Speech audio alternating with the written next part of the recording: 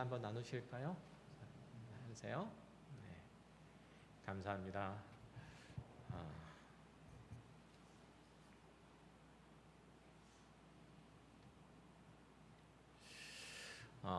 지난주에 우리 권사님 두 분이 하나님의 부르심을 받아서 소천하셨는데 많은 위로 또 힘을 돋아주는 교제를 예배 끝나고 또 이루시길 바랍니다. 말씀 함께 나누도록 하겠습니다. 오늘 말씀이 좀 길어질 것 같으니까 함께 나누도록 하겠습니다.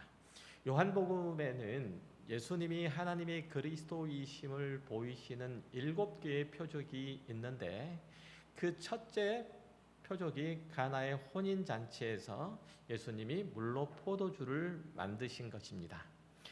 예수님이 제자들과 함께 갈릴리 가나에 있는 어느 집에 혼인잔치에 초대를 받았습니다. 이 자리에는 예수님의 어머니와 그리고 다른 여자들도 함께 있었죠. 잔치의 분위기가 한창 무르익을 때에 포도주가 떨어지는 그런 불상사가 일어납니다. 잔치에 포도주가 없다는 것은 더 이상 그 잔치의 흥을 돋울 수 없고 기쁨을 만끽할 수 없다는 의미였기 때문에 신랑의 친족인 듯 보이는 이 예수님의 어머니 마리아가 예수님께 이 사실을 알리고 그 문제를 좀 해결해 달라는 요청을 하죠. 예수님은 상당히 거친 표현을 쓰시면서 그 요청을 거절하시는 듯 보이다가 하인들에게 돌 항아리에 물을 아기까지 붓도록 하신 후에 그것을 떠서 연회장에게 갖다 주라 하니까 그것이 질 좋은 포도주로 변해 있어서 그 혼인잔치가 잘 맞춰졌다는 그런 내용이 오늘의 본문의 말씀입니다. 이 구절에 대한 독법은 우리의 독법은 딱 그 정도인 것 같아요. 그렇다면 이 기사를 통해서 우리가 배우고 우리의 삶에 적용해야 될 내용이 뭘까? 이렇게 생각을 해볼 때 흔히 이 표적의 의미를 아무리 사소한 어려움들이라도 간곡히 주님께 아뢰고 또 부탁하여 기다리면 주님께서는 그 기도를 들어주시니 실망하지 말고 계속해서 기도할 것이며 간구할 것이며 그래서 복을 받을 준비를 하고 기다리라. 이 정도? 아니면 여기서 조금 더 나아가면 예수님은 물로 포도주를 만드시는 기적을 일으키실 수 있는 분이시기 때문에 그 분의 손에 들리면 우리도 변화되어 새 사람이 될 수 있다. 예수님이 말씀하시니 물이 변하여 포도주 됐네. 예수님 우리에게도 말씀하여 주셔서 새롭게 그런 애들의 찬양 못 들으셨어요? 우리도 하나님의 자녀다운 그리스도인다운 삶을 살아갈 수 있다. 거룩하고 온전한 신앙의 삶들을 이룰 수 있다. 이 정도로 우리는 이제 이해를 하고 있죠. 그러나 이 사건의 의미는 그 정도로 그치지 않습니다. 말씀드렸다시피 요한복음은 신학적인 성격들이 대단히 강한 신학적으로 대단히 조직화되어 있는 책입니다. 예수님께서 이 땅에 오신 하나님의 메시아다라는 복음들을 강력하게 어필하는 목적이 분명한 책이죠. 그런데 그 공생의 첫 사역을 예수님의 공생의 첫 사역을 묘사하는 이 대목에서 에스겔의 환상에서처럼 마른 뼈들이 살아나게 해서 엄청난 군대가 이제 일어나서 당장에 로마의 주둔지에 쳐들어가서 그들을 다 몰아내고 이스라엘을 자유 독립국으로 만드는 것도 아니고 하다못해 오병이의 기적을 보이신 것도 아닌 이웃집 혼인잔치의 초대를 받아서 어머니의 요청을 거절하지 못하고 겨우 물을 포도주로 만드시는 지극히 사적이고 사소한 필요를 채우는 일들을 지금 요한복음에서 예수님의 첫 공생의 사역으로 기록한 것일까요?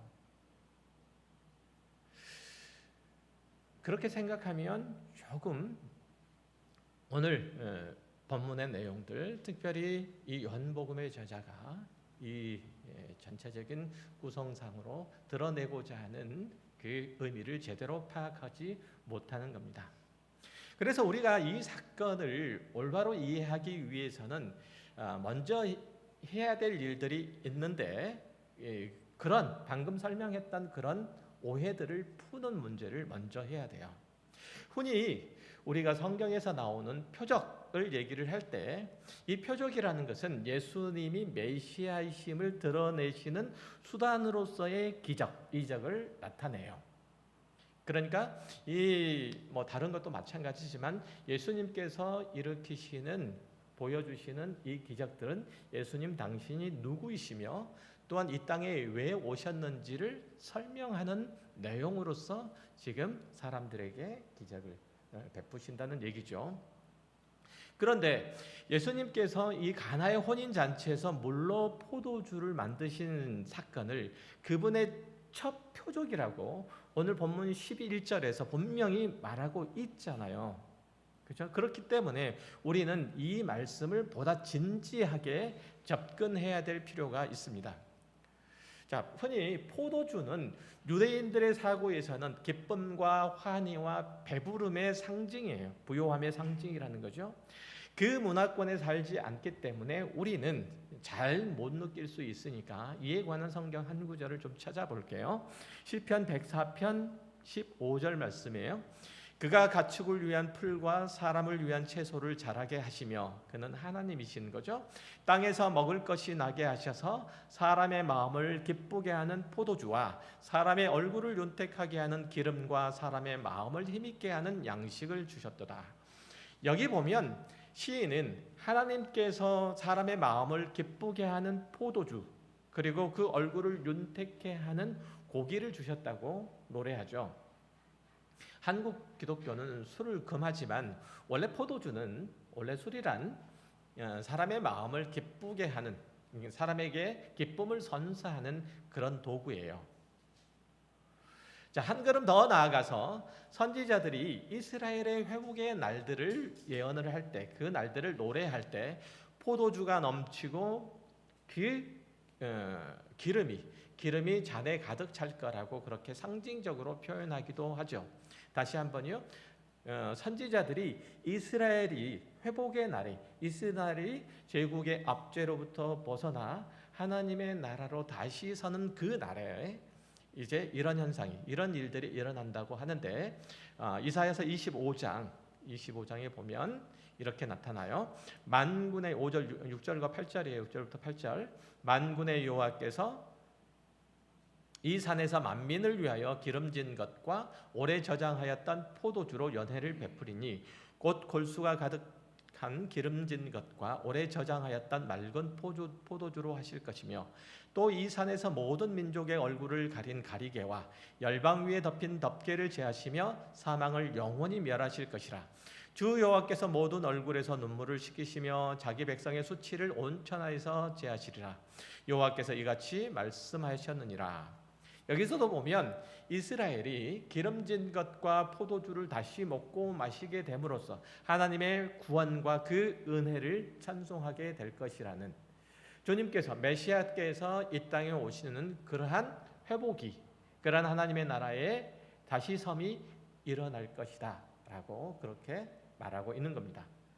반면에 이스라엘이 하나님을 배반하고 우상을 섬기고 죄의 길에서 돌이키지 않을 때 제국의 압제 가운데 이스라엘을 몰아넣음으로써 그들의 산업이 궁핍해지고 그 나라가 쇠잔해질 것을 말씀하시는 대목에서도 이 대유법, 포도주가 떨어지는 것들을 대유적으로 비유를 해서 이 얘기를 하고 있는 거죠. 호세아서 9장 1절 이하를 보면 이렇게 나타나요. 이스라엘아, 너는 이방 사람처럼 기뻐 뛰놀지 말라. 내가 음행하여 내 하나님을 떠나고 각 타작마당에서 음행의 값을 좋아하였느니라. 타작마당이나 술틀이 그들을 기르지 못할 것이며 새 포도주도 떨어질 것이요, 그들은 여호와의 땅에 거주하지 못하며 에브라임은 애굽으로 다시 가고 아수르에서 더러운 것을 먹을 것이니라.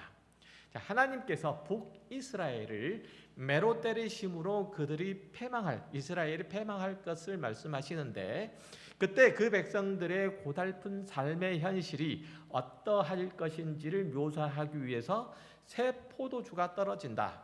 그리고 술툴이 그들을 기르지 못할 거다. 이렇게 이제 말씀하시잖아요. 이 내용들 좀 이해되셨나요? 포도주가 넘치는 것과 그것이 떨어질 때의 그 상황들. 자, 이런 이해들을 가지고 오늘 본문으로 다시 와 보면, 혼인잔치는 한 사람의 인생 가운데서 가장 기쁜 날인데, 그날에 빠져서는 안 될 포도주가 떨어졌다는 것은 주인의 입장에서는 굉장한 결례이고 심각한 결핍 상황 가운데 있는 것을 말하고 있는 거예요. 보통은 일주일 동안 지속되기도 하는 유대사이의 혼인잔치가 이제 그 중간에 끝나버릴 상황이 된 거죠. 기쁨이 그치고 잔치의 흥이 막을 내리고, 그리고 그들의 환희가 죽어버리는 것이죠. 이런 상황들은 예수님 당시의 이스라엘의 형편들을 사실은 고스란히 담고 있는 거예요. 가나의 혼인잔치가 드러내는 내용이 그러하다는 거예요. 이 세상이 그러하다는 거죠. 지금 그들이 겪는 현실은 잔치를 벌이는 도중에 포도주가 떨어진 것과 같아서 마땅히 흥을 돋우고 기쁨을 만끽할 수 없게 된 거죠. 그것은 지금 유대인들이 방금 호세아서에서 말하고 있는 것처럼 하나님의 진노의 회초리를 맞는 중이라는 점을 가나의 혼인잔치에서 그 첫 번째로 말하는 것이요, 더 나아가서는 이 세상이 지금 그러한 상황과 형편 가운데 있다는 것을 말하고 있는 거예요. 이해되시나요? 자, 본래 하나님께서 이스라엘 백성들을 출애굽시켜서 젖과 꿀이 흐르는 가나안 땅에 들여놓으신 이유는 그들이 하나님 안에서 풍요와 만족과 번영으로 인한 기쁨을 누리도록 그렇게 계획하신 것이었어요. 그들은 하나님께서 주신 율법을 준행해서 하나님의 백성으로서 이방의 민족들과 구별된 삶을 살아감으로써 그들의 거룩을 나타낼 때 그들의 산업은 기름질 것이요, 그들의 일상들은 하나님께서 주신 풍요와 번영으로 가득 찰 것이라고 그렇게 성경은 약속하고 있다는 거죠. 그러나 이스라엘은 그렇게 하나님과 더불어 사는 삶을 거절하고 하나님을 떠남으로써 스스로 곤궁한 삶을 자초하게 된 거죠. 하나님은 패역한 백성이라 할지라도 그럼에도 불구하고 그들을 방관하지 아니하고 내버려 두시지 않았죠. 하나님의 의로우심과 거룩하심을 배우기를 싫어해서 이방 민족들의 부패하고 방탕하고 음란한 삶들을 쫓아간 그 자녀들이 돌아가기를 원하셨죠. 그래서 급기야 하나님께서는 그 백성들에게 회초리를 드셨습니다. 그 회초리는 다른 것이 아니라 이스라엘이 발정난 들나귀처럼 헐떡거리면서 쫓아갔던 그 이방의 아수르와 바벨론이었어요. 부러워서 그 문화를 모방하고 그 사람들을 동경했던 동방의 제국 군대가 몰려와서 그들의 집을 불태우고 그들의 포도나무를 다 짓밟아버리고 부녀를 욕보이고 자녀들을 자기네 나라로 끌고 가버린 거죠. 세월이 지나서 이 지긋지긋한 포로 생활들은 끝났지만 이스라엘은 그들의 삶은 예전으로 다 돌아가지는 못했습니다. 옛 다윗의 위엄은 다시 찾지 못했고 솔로몬 시절의 영화는 다시 누리지 못했죠. 그들의 삶은 여전히 곤궁했고 그들의 신앙은 몸이 건조했어요. 이스라엘은 하나님을 만족하지도 않았고 또 기뻐하지도 않았어요. 하나님의 사랑과 은택은 또한 그들에게 머무르지도 못함으로써 그 둘 사이의 애정 관계는 끝난 것처럼 보였어요. 예수님께서 참석한 가나의 혼인잔치는 이런 이스라엘의 현재 위치를 상징적으로 나타내 주죠. 그러니 예수님께서 혼인잔치에서 베푸신 이 첫 번째 표적은 그렇게 간단히 예수님께서 난처한 상황에 빠진 사람의 그 혼주의 필요를 채우심으로써 그것들을 극복해 하셨다라고 치부해서 될 일은 아니라는 얘기죠. 자, 그러면 오늘 본문으로 다시 돌아가서 여러분이 이해가 잘 안 될 수도 있는 부분들을 먼저 좀 살펴볼게요. 4절에 보면 예수님의 어머니 마리아가 예수님께 포도주가 다 떨어졌다고 말하니까 예수님께서는 여자여 나와 무슨 상관이 있나이까 라고 말하죠. 이 대목들을 헬라어 성경들을 참조해서 다시 풀어서 번역을 하면 여자여 당신이 나와 무슨 관계가 있기에 이래라 저래라 합니까?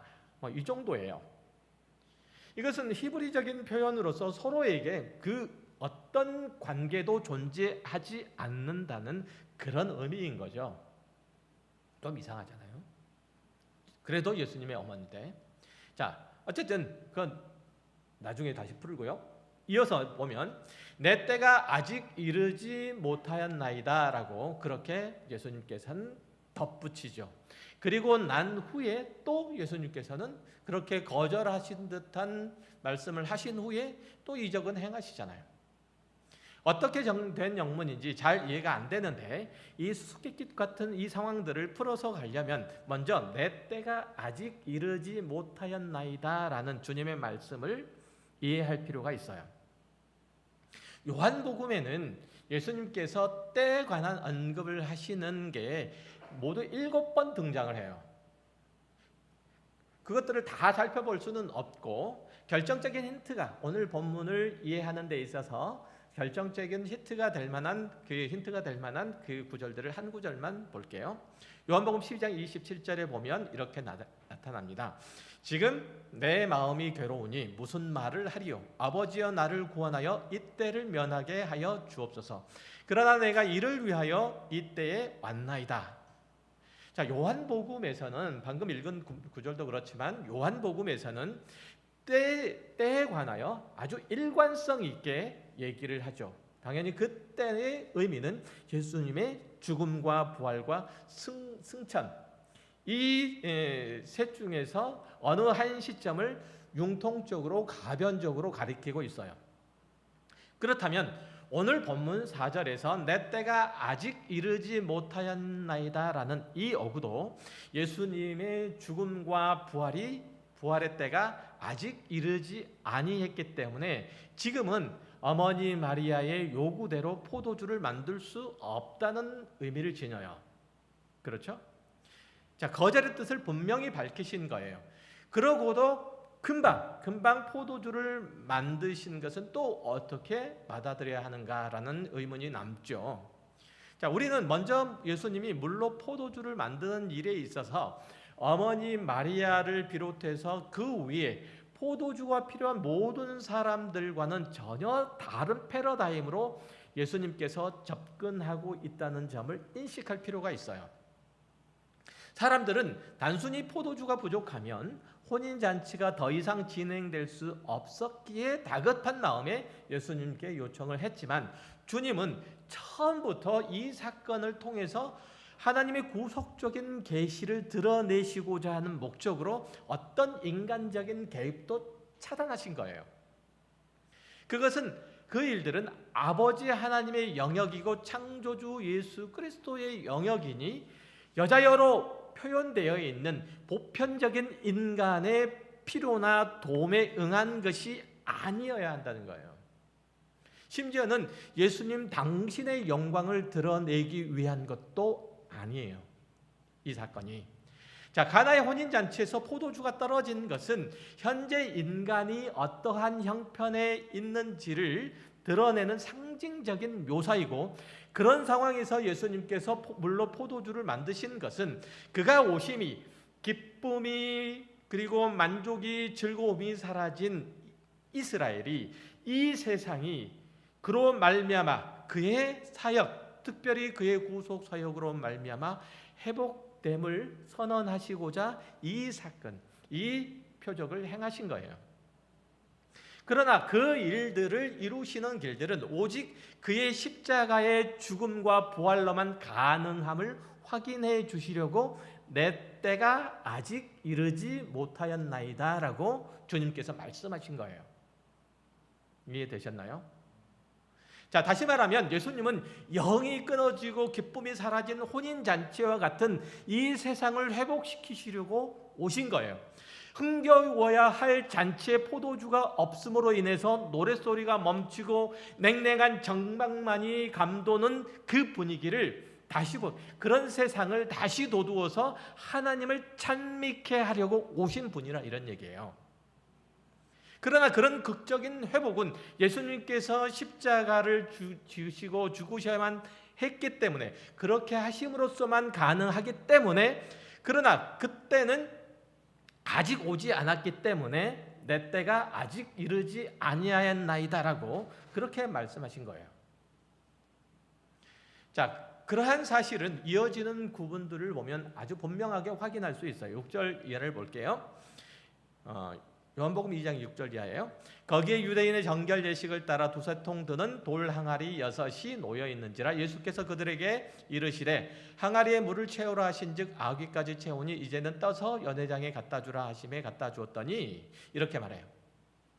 자, 여기 표적에 사용된 소품으로 돌 항아리가 나오죠. 이 돌 항아리는 유대인들이 외출했다가 돌아와서 손발을 씻거나 아니면 설거지를 할 때 사용하는 물을 담아 놓는 이 그릇인데, 그것이 6개가 있는 거예요. 정결 예식이나 아니면 돌 항아리 6개나 아니면 물이나 연회장, 이런 것들은 유대교가 가지고 있는 불완전함을 상징하는 문학적인 도구로 여기서 쓰였어요. 그것들 다 설명하기는 어려워요. 어쨌든 이 유대인들이 그 정결 예식을 하는데 사용되는 이 도구들은 그것들을 가지고 사람을 깨끗하게 할 수도 없고 온전하게 할 수도 없는 거죠. 한 번은 깨끗하게 할 수 있죠. 그러나 그 다음에까지는 깨끗하게는 못해요. 그렇죠? 매번 씻어야 되죠. 매번. 그리고 이 정결 예식에 쓰려고 돌 항아리에 담겨져 있는 이 물도 혼인잔치를 재개할 수 있는 능력이 없는 거예요. 그러니까 기쁨이 사라진 곳에 기쁨을,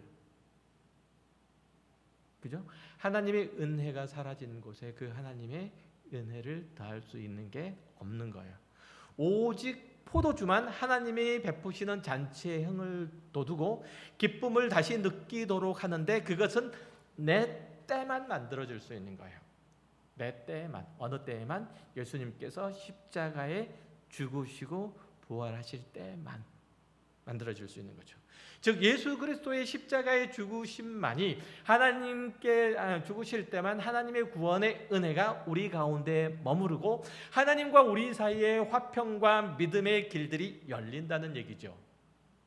하여튼 예수님의 명령하심으로 이제 돌 항아리의 물은 질 좋은 포도주로 변했고 하인들은 그것을 떠다가 연회장에게 갖다 주었지만 그 연회장은 이 포도주가 어디서 왔는지 전혀 알지 못하고 신랑 친척만 늘어나요.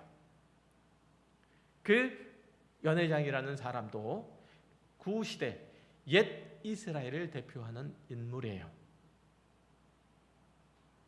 자, 이게 한 걸음 더 나아가서 이런 질문을 해볼게요. 예수님께서 물로 포도주를 만드신 이 사건이 어떻게 하나님의 구속적 계시를 나타낼 수 있을까라는 거예요. 이 기적이 어떻게 십자가의 사건과 연결될 수 있을까라는 얘기죠. 그거는 구약 성경이 이미 그렇게 기록하고 있기 때문에 그래요. 아모스 9장 11절 이하의 말씀을 볼게요. 그날에 내가 다윗의 무너진 장막을 일으키고 그것들의 틈을 막으며 그 허물어진 것을 일으켜서 옛적과 같이 싸우고 그들이 에돔의 남은 자와 내 이름으로 일컫는 만국을 기업으로 얻게 하리라. 이 일을 행하시는 여호와의 말씀이니라. 보라, 날이 이를지라. 그때 파종하는 자가 곡식 추수하는 자의 뒤를 이으며 포도를 밟는 자가 씨 뿌리는 자의 뒤를 이으며 산들은 단 포도주를 흘리며 작은 산들은 녹으리라. 내가 내 백성 이스라엘에 사로잡힌 것을 돌이키리니 그들이 황폐한 성읍을 건축하며 거주하며 포도원들을 가꾸고 그 포도주를 마시며 과원들을 만들고 그 열매를 먹으리라. 선지자 아모스는 종말의 메시아가 오심으로써 다윗의 언약이 성취되고 이스라엘의 회복을 증거하는 이 메시지를 이스라엘이 포도원을 가꾸고 거기서 나온 포도주를 마시는 이미지를 통해서 보여주죠. 그렇죠? 이런 사례들은 구약에서 굉장히 많이 볼 수 있는데요. 예수님께서 그 이미지를 이제 당신께 적용을 해요.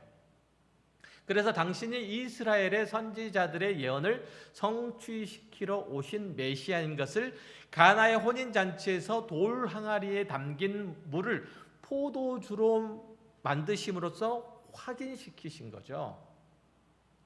그러니까 방금 읽었던 아모스 9장에서 나타나 있는 메시아가 오심으로써 그 백성들이 포도나무에서 열린 것으로 술을 만들어 마음껏 마심으로써 그들의 기쁨과 감사를 그렇게 표현하고 누리는 것과 같이 예수님께서 이제 가나의 혼인잔치에 오셔서 물로 포도주를 만드신 사건을 통해서 그 일들을 메시아가 하신 일들을 하실 거라고 그렇게 말씀하고 계시는 거예요. 연결이 좀 되시나요? 안 되시면 안 되는데.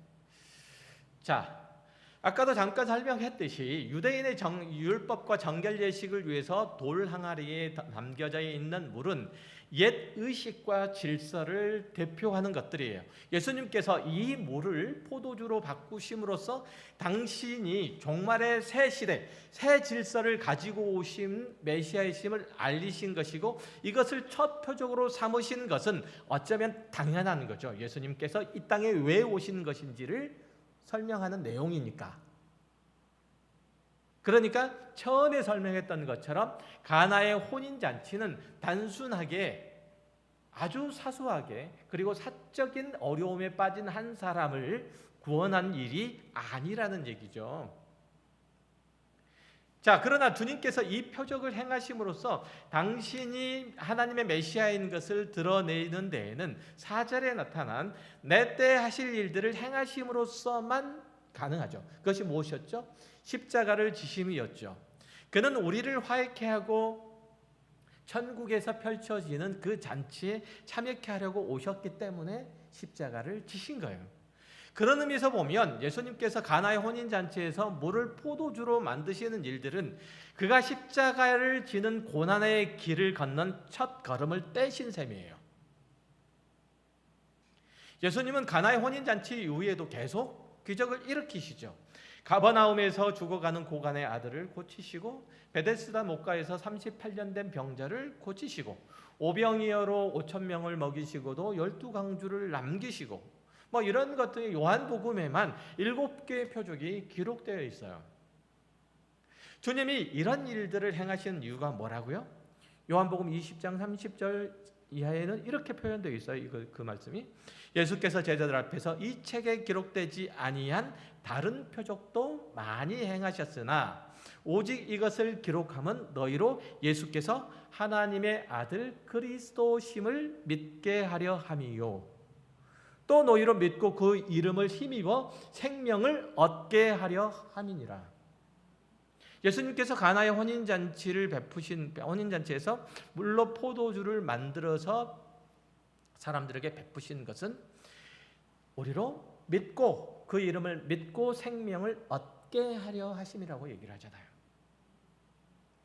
예수님이 보이신 모든 기적은 자신을 드러내서 증명하고 영광을 얻으려고 하시는 것이 아니라 이 세상을 구원하시는 하나님의 뜻을 성취하려고 하시며 죄에 빠진 우리를 건져내서 하나님의 생명 가운데로 인도하시기 위함이라는 거예요. 예수님께서 공생애를 시작하시기 전에 광야에서 금식하신 후에 마귀에서 시험을 받으시죠. 마귀에게 시험을 받으세요. 마귀가 만일 내가 하나님의 아들이거든 명하여서 이 돌들로 떡덩이가 되게 하라 하자 예수님께서 이렇게 대꾸하시죠. 사람이 떡으로만 사는 것이 아니고 하나님의 입에서 나오는 모든 말씀으로 사는 거예요. 거절하시죠.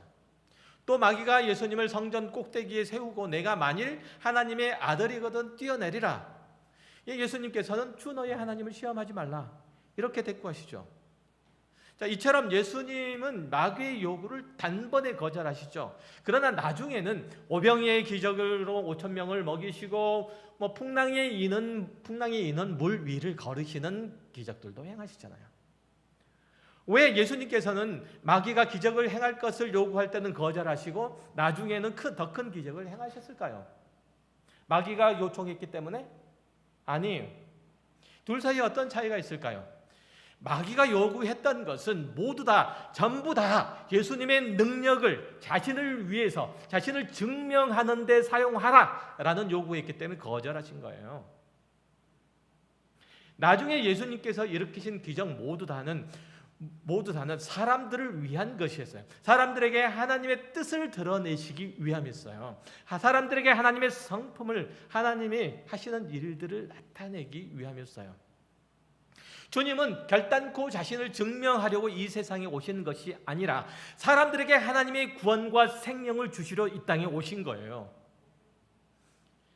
날 때부터 맹인된 사람을 보게 하신 것은 어둠에 빠진 사람들에게 빛을 주시기 위함이고, 오병이어로 5천 명을 먹이신 것은 영적 기아 상태에 있는 사람들에게 당신이 생명의 떡임을 당신의 생명의 떡이 되심을 보이시기 위함이에요. 당신의 몸을 친히 사람들에게 그 영적 공핍함에, 그 영적 주림 가운데 있는 이들에게 당신의 몸을 주시기 위함이에요.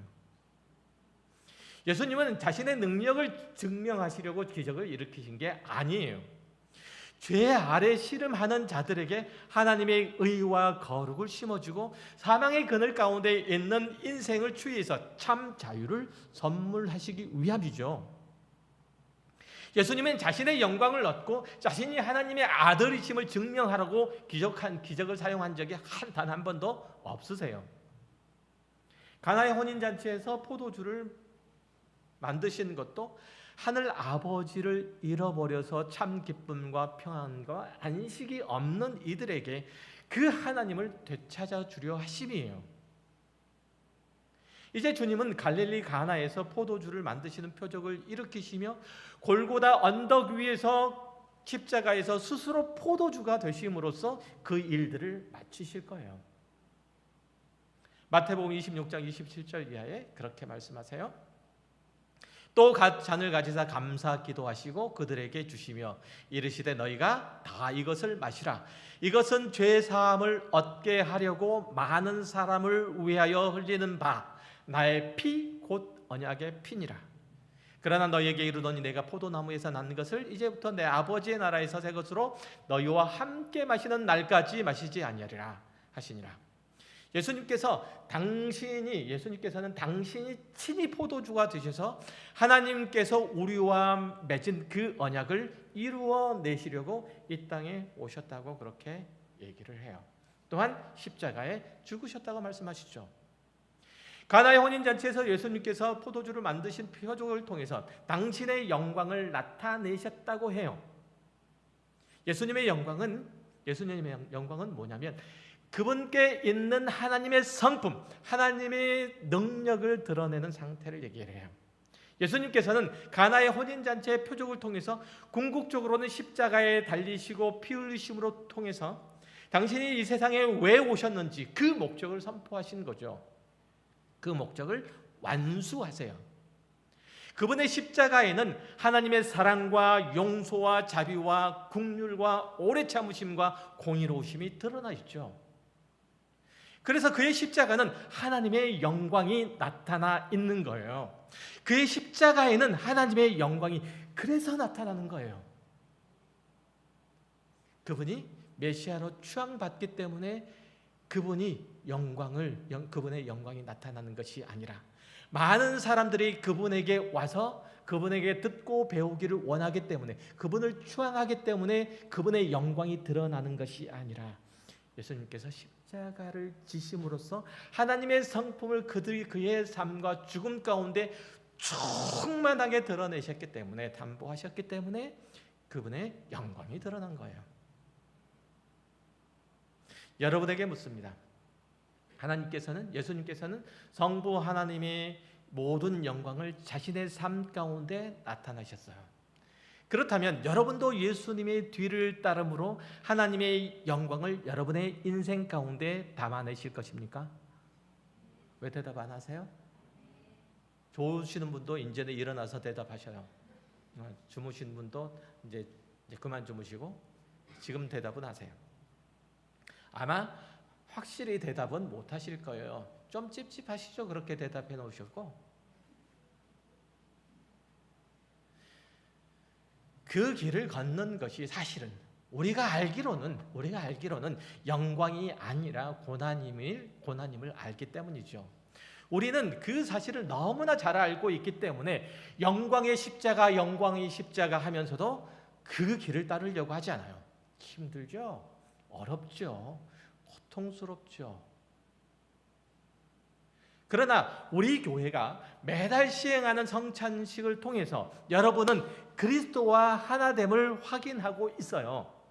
그의 몸과 피를 마심으로써 그분이 우리 가운데, 우리의 삶 가운데, 우리의 인격 가운데, 아니 우리 존재 자체 가운데 임재하고 있음을 고백하고 있는 거예요. 다시 말하면 여러분은 그리스도를 따름으로써만 여러분의 삶의 가치를 얻을 수 있고 인생의 영광이 나타낼 수 있고 그리스도인으로서 그 존재를 발휘할 수 있다는 얘기예요. 존재의 가치를. 여러분은 그냥 여러분이 아니고 그리스도 안에 있는 여러분이라는 얘기예요. 예수님께서는 우리들에게 놀라운 복을 허락하셨죠. 소망이 없는 우리의 영혼이 거듭나서 매일 하나님과 교제하며 천국 잔치에 참여하는 기쁨과 감격과 보람으로 우리의 인생을 살아가도록 허락하셨습니다. 그러므로 우리가 그리스도를 따라가는 것은 어쩔 수 없이 끌려가는 것이 아니죠. 그 길에서 만나는 고난과 시련과 아픔은 마지못해 피할 수 없어서 당하는 것이 아니라 하나님의 성품으로 살아가느라 생기는 것들이에요. 그렇기 때문에 그것이 영광이죠. 예수님께서 십자가를 지심으로 하나님의 영광을 얻으셨듯이 성도가 하나님의 뜻을 따라서 살고 그분의 사역에 동참하고 그 명령에 순종하는 것은 하나님의 부르심에 기꺼이 응해서 하나님의 나라가 이 땅에 이루어지도록 소원하는 마음에서 우러나는 것이에요. 온 우주와 만물을 지으신 하나님께서 예수 그리스도를 이 땅에 보내셔서 가나의 혼인잔치에서 포도주를 만들게 하심처럼 여러분을 불러서 이 생기 잃은 세상에 하나님의 기쁨과 안식과 평안과 만족과 배부름을 주시기 위한 거예요. 그 부르심에 응하시겠습니까? 그 과정에서 겪어내는 부당한 대접이나 얼굴을 들을 수 없는 그 수모나 치욕이 여러분 앞에 있다 할지라도 포기하지 않겠습니까? 외면하고 돌아서지 않겠습니까? 그래야 하는 겁니다. 여러분이 그리스도인으로서 매일 겪는 싸움은 피할 것이 아니죠.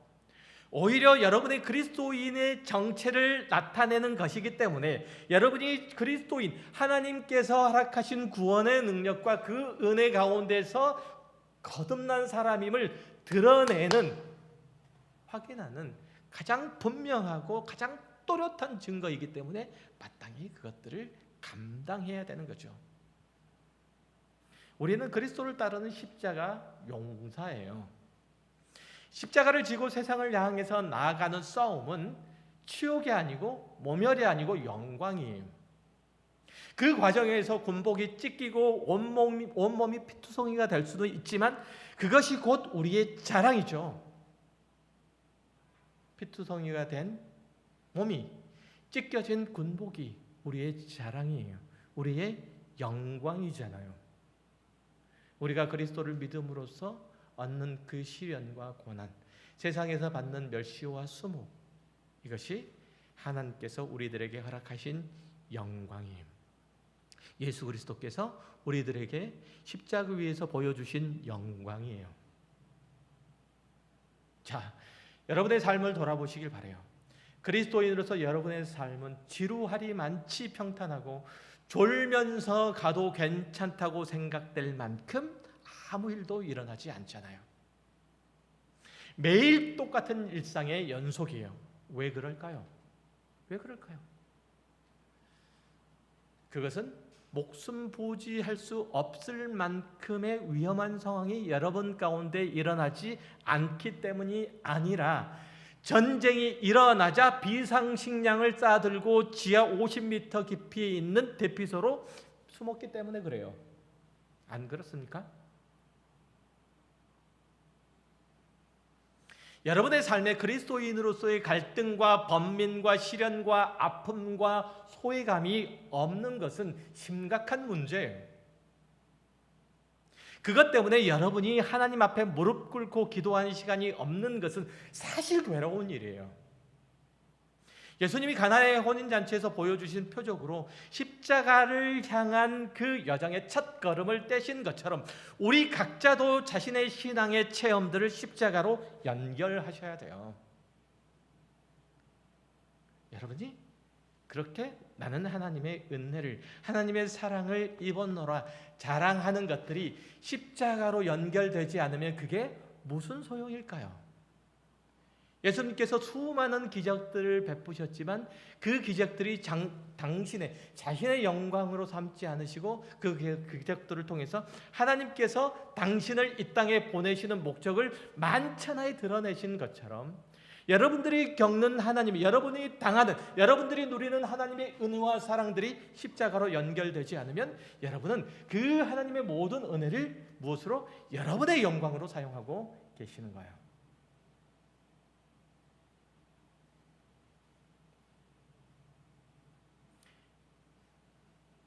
우리가 경험한 기적들이 우리의 믿음을 더욱 든든하게 세워야 되고 주를 향한 열심을 더욱 키워야 하죠. 이웃을 향한 사랑과 수고가 더 많아져야 돼요. 끊임없이 인내하고 내주고 지면서도 흔들리지 않고 오히려 넉넉하게 살아가는 우리의 삶의 모습을, 신앙의 모습을 만들어내야 되는 겁니다. 그로 인해서 이웃과 친구들과 친척들이 살아계신 하나님의 일 보는 그 기적들을 우리가 누릴 수 있어야 되는 겁니다. 우리가 그런 삶을 살도록 부름을 받았다고 성경은 누누이 강조합니다. 물론 여러분이 예수 그리스도께서 흘리신 보혈로 주를 알게 되고 천국 잔치에 초대된 것을 축하드립니다. 하나님의 나라의 시민권을 얻고 그 나라에 들어온 것도 물론 환영합니다. 그러나 그 자랑스러운 신분과 명예와 지위는 지금 누려야 하는 거예요. 그렇지 못하면 여러분은 머리카락이 잘리고 두 눈이 뽑힌 채로 블레셋 사람들의 조롱과 멸시 속에서 맷돌을 가는 그 삼손의, 그 실패자 삼손의 신세와 별다른 다르지 않는 삶을 살 수밖에 없는 거예요. 그 중간은 없어요. 그 중간은 성공 아니면 실패 둘 중에 하나예요. 여러분이 특별한 실수를 해서 그렇게 되는 것이 아니라 여러분이 가지고 있는 하나님의 나라의 시민권을 행사하지 않으면 그렇게 되는 거예요. 그렇게 삼손처럼 말이에요. 여러분은 하나님의 나라의 백성이기 때문에 절대로 세상에서는 환영받지 못하고 성공하지 못해요. 결코. 제가 자주 말씀드리죠. 사자성어. 뭐라고요?